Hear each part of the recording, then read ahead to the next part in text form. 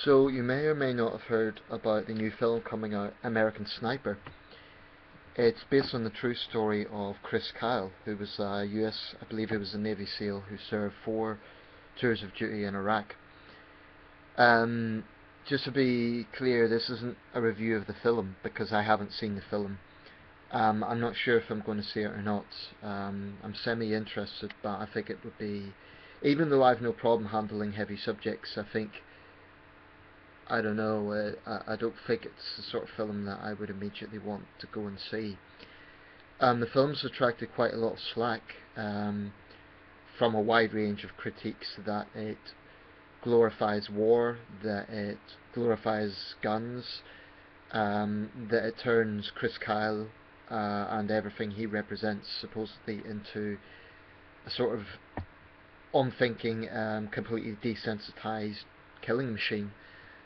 Um, Actually, what's made me make this video is I've just read a report that actually the record for the number of kills in a war zone, and that's a pretty cold term to use, but that's what it is actually a British soldier, not an American. This guy has actually surpassed Chris Kyle's record. This is from Yahoo News.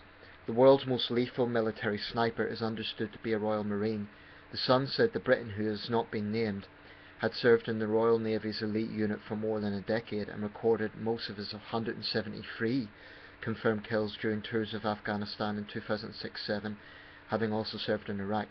The figure puts the corporal reportedly married him from southern England ahead of US Navy SEAL Commando Chris Kyle, who had 160 confirmed kills to make him the most lethal US sniper. Kyle's exploits are the subject of a new film called American Sniper, starring Bradley Cooper. A source told the paper he is not interested in scores or kill counts. He took no satisfaction in the job he had to do. Now, I'm not making this to sort of make a US versus Britain comparison necessarily, but there are some differences.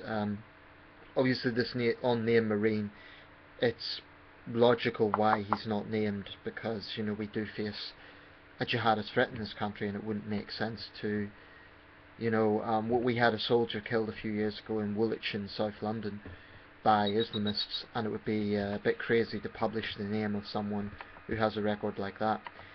I don't know a great deal about Chris Kyle, so I really don't want to judge him very much.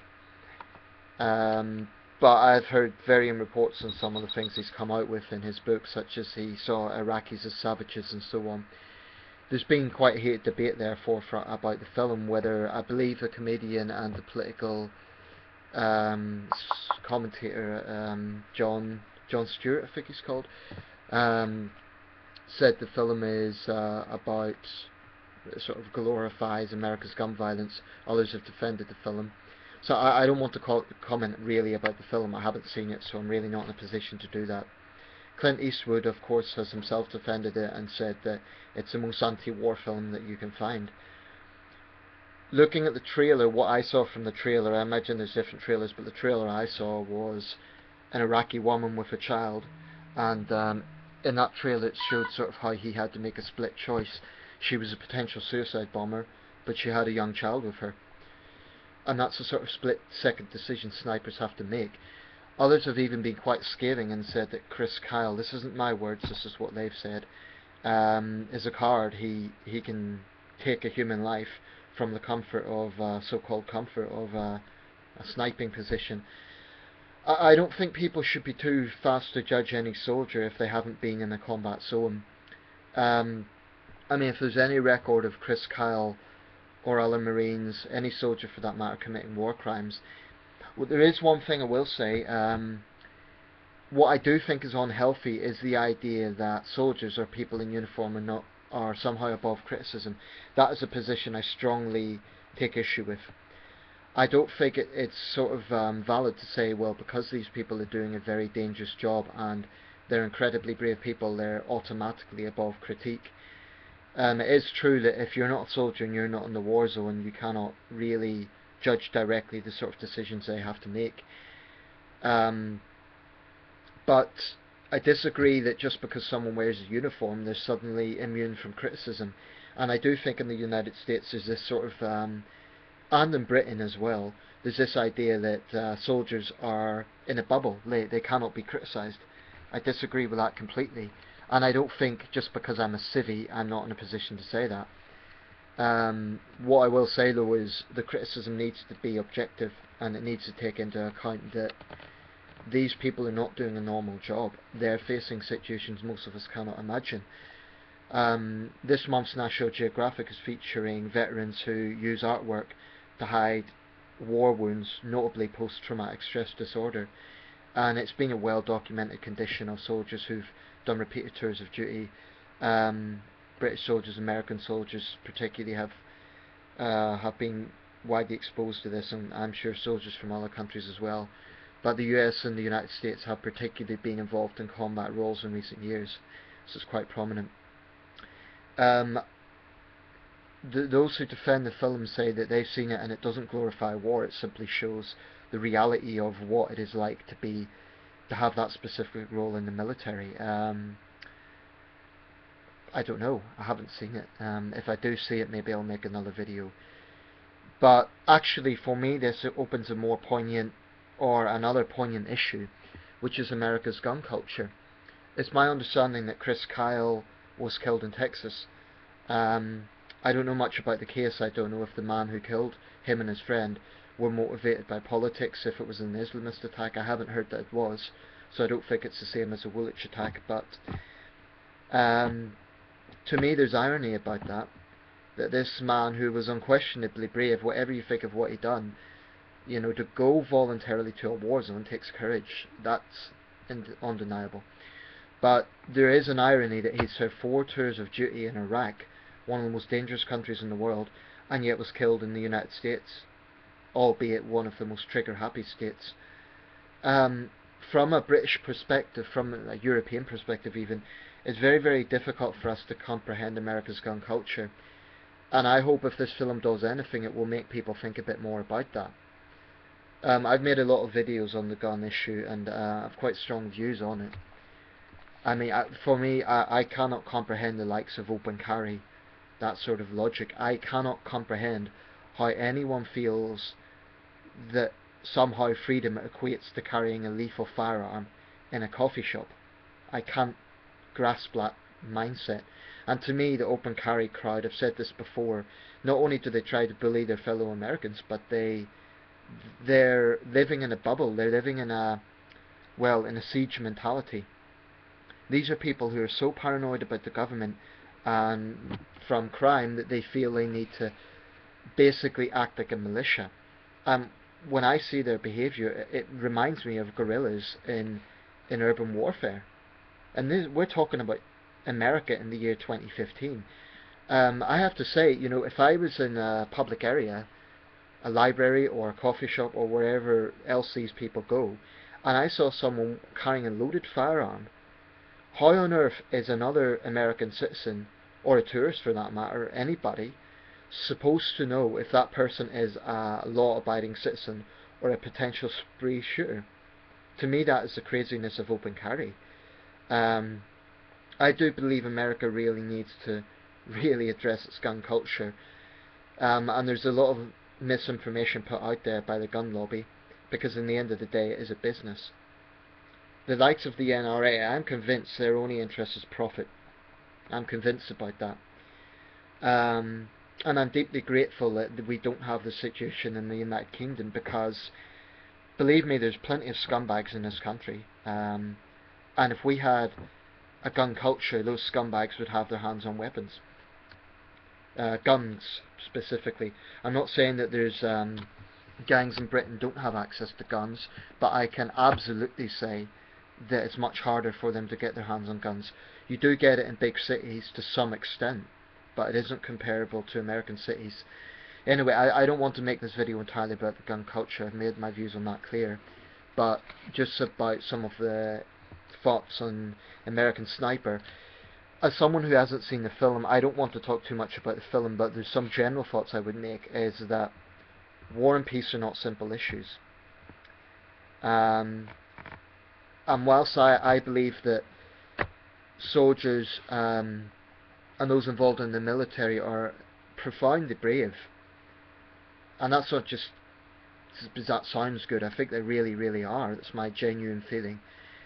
I also don't agree with, you get a certain type of people, and it's very common in the United States and the United Kingdom, who are so, um, I would use the word sycophantic towards the military, and that they actually believe that any criticism of soldiers means you're a traitor or you are unpatriotic.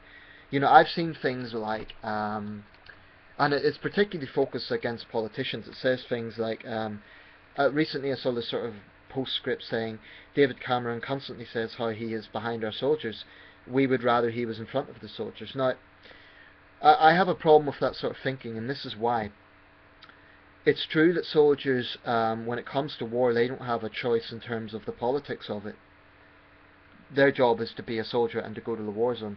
But my argument would be, in a country that doesn't have conscription, if you make the choice to join the military, you are becoming part of foreign policy. You're making that choice. So I don't agree that there is no responsibility for those who choose to serve. I don't agree with that. It's true that when they are in the army, their choices are limited, and they are essentially a tool of the state. But I disagree that if someone joins the army, they then turn around and say, "Oh, we disagree with foreign policy." Well, we've been involved in the same sort of foreign policy for a very long time. So someone joining the army today, I respect them actually. This isn't about being anti-soldiers, but I disagree that they can turn around and say, "Oh, well, they disagree with foreign policy, but we're just doing our job." If you choose to join the military, you are aiding foreign policy. It's just a fact. That is it. It's true that politicians make the choices and generals make the choices, and this is not a bash against those people who serve. Believe me, it's not a bash against them. I just don't agree that they're completely pawns of a system. I think there is a choice factor there, and they have that choice when they choose to serve. Now, I know there are economic factors in that, and that's something that also needs to be looked at. But there are also many soldiers who are intelligent people and who are aware of what the foreign policy involves. I don't think after 10 years of the so-called war on terror anybody can plead ignorance, really. With the exception of those who do it as an economic means. I know in some American states the unemployment rate is so bad that young men do join up, and in some cases young women, because they have no other choice.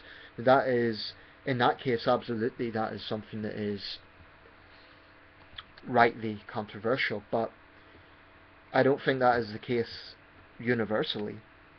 I've known soldiers who are intelligent people, and they have views on foreign policy. They have their own reflections on it, their own politics and so on.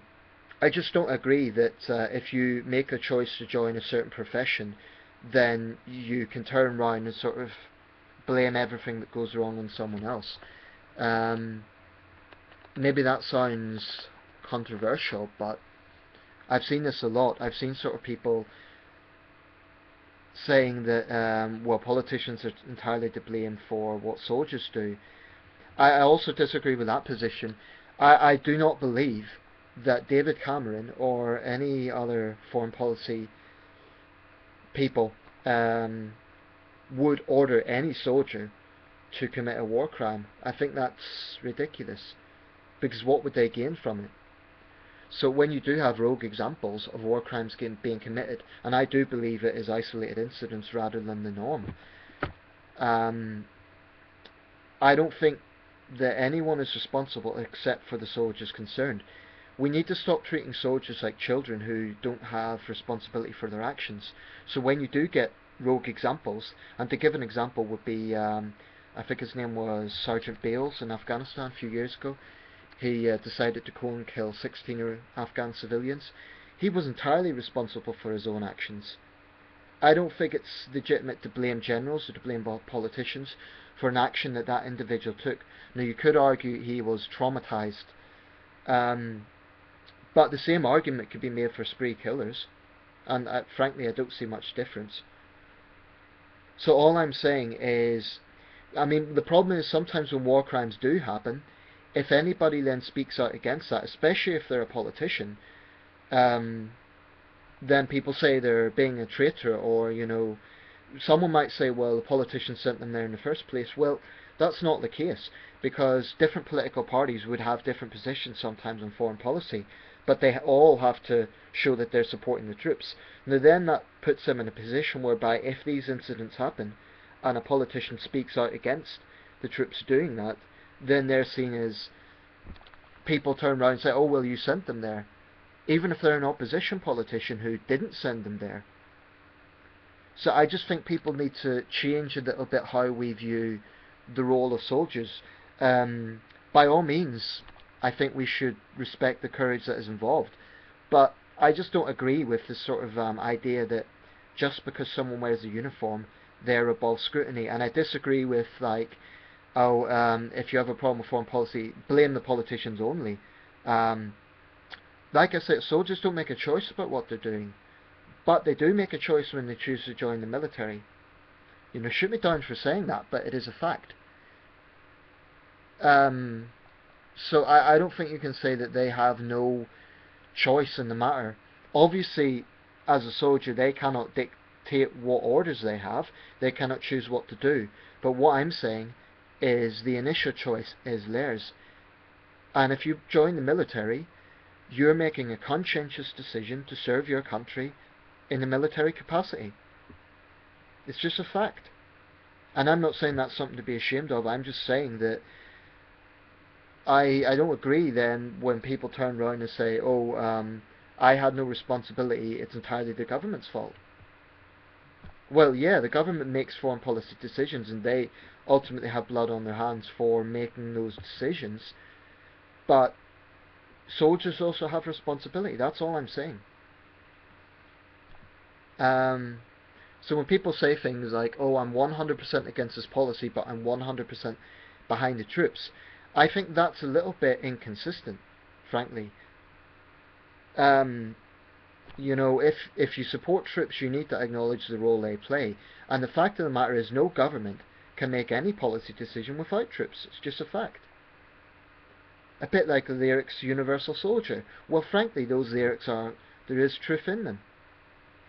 The only difference I would make is, there's some on the political left who are then go to the extremes of demonising all soldiers. I don't believe in being a sort of sycophant, and I don't believe that soldiers are above criticism. But by the same token, I think that there are some on the radical side of politics who demonise soldiers without looking at the complexities of the job they have to do. And I also get very frustrated, for example, when people say, like, the British and the Americans killed over 1 million people in Iraq. That's a lot of rubbish, because what that then does is suggest that Tony Blair and George Bush, okay, I'm getting into politics here, but I know it is not the fashionable thing to do, but I just don't believe that.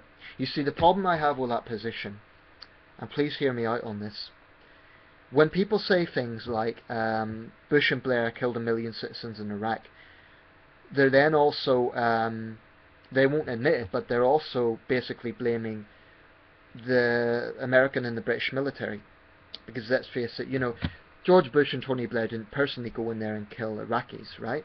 But they were the commanders who made those decisions. The generals then brought the troops into the war zone, and it was what it was. During shock and awe, I am sure that civilians died, and I'm sure there were incidents of war crimes being committed. I'm convinced that there were.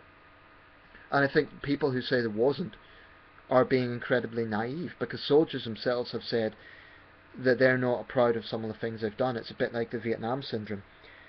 On the other hand, what frustrates me about it is some of those have such an agenda against Western foreign policy that they blame all the deaths on coalition forces, and that makes me very angry, because it then exonerates various sectarian groups who actually are responsible for the majority of civilian deaths, and that isn't from government sources, that is from independent sources like the Lancet. I'm talking about the likes of the Mahdi Army and other various sectarian groups who are hell-bent on destabilizing Iraq.